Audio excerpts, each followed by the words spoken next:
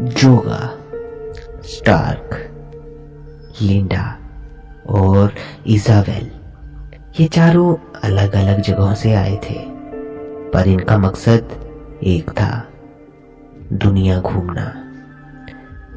जोगा German था, वो Germany के म्यूनिक से आया था और स्टार्क अमेरिकन आयो का रहने वाला था।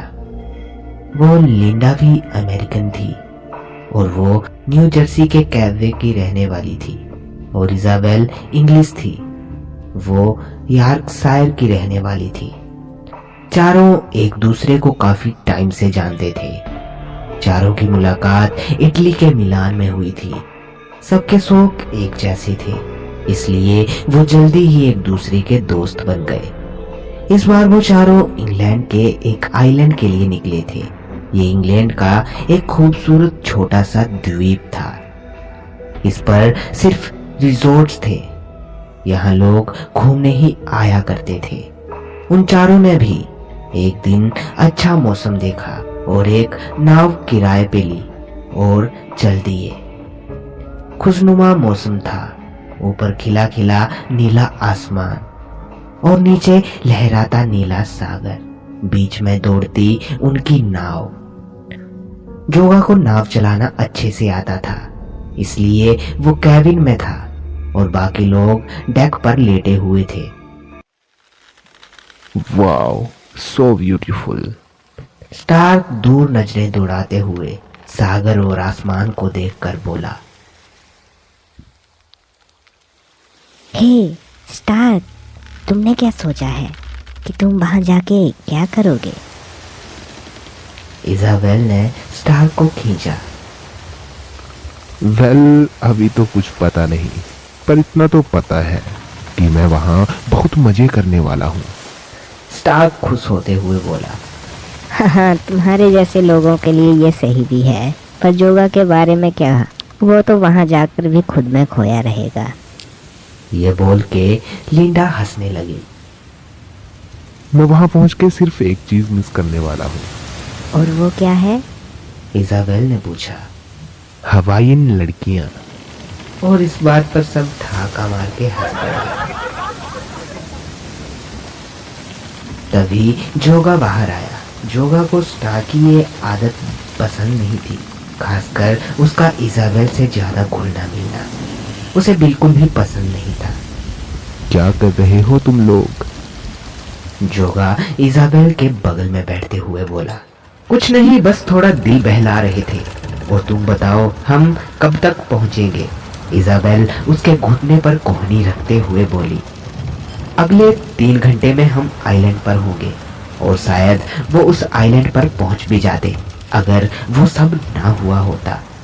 जिस वक्त वो लोग बैठे हुए ये सब बातें कर रहे थे, तभी अचानक दूर आसमान में एक धब्बा सा नजर आया उन लोगों को।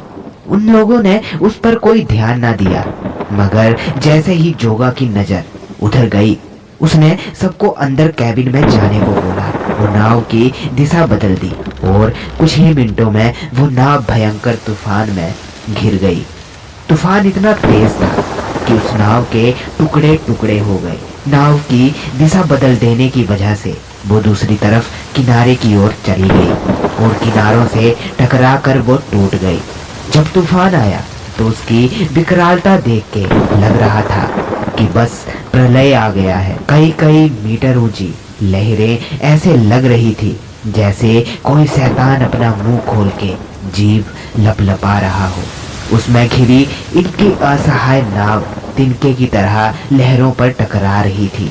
जब नाव टूटी तो इजाबेल समुद्र में जा गिरी। उसे बचाने जोगा भी पीछे से कूद गया और वो किसी तरह उस नाव के एक टुकड़े पर लाए और उसके सहारे दोनों किनारे तक आए।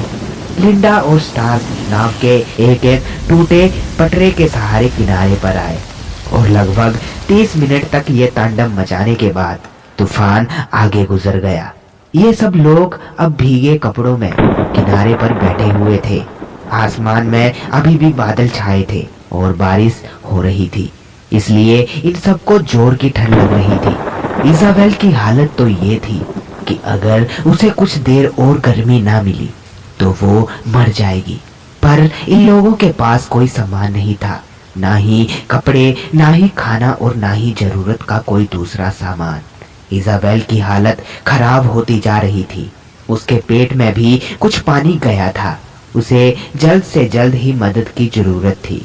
उन तीनों ने मदद के लिए जब आसपास नजर दौड़ाई तो पाया कि वो एक टापू पर है जिसके किनारे पर वो है और चारों तरफ घना जंगल है। What the hell is this? यहाँ कोई मदद के लिए होगा भी या नहीं? जोगा ने अपना सिर पीट लिया। डोंट वरी, कोई ना कोई तो यहाँ रहता ही होगा। मे बी ट्राइब ही हो यहाँ। स्टार्क ने उसे तसल्ली दी।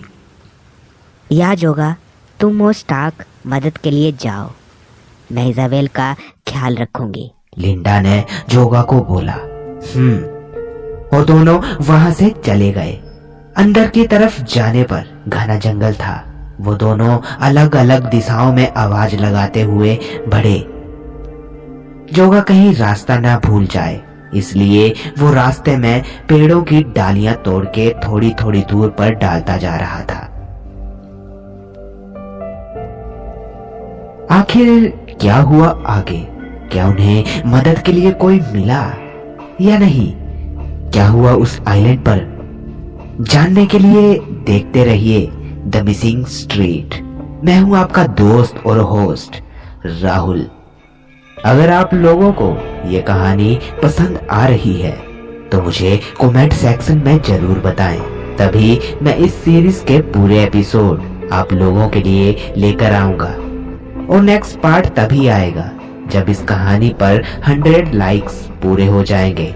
और हाँ दोस्तों, हमारे चैनल को सब्सक्राइब करना ना भूलें और लगे हाथ बेल आइकन को भी जरूर दबाएं ताकि आने वाली वीडियोस की नोटिफिकेशंस आप तक सबसे पहले पहुंच पाए।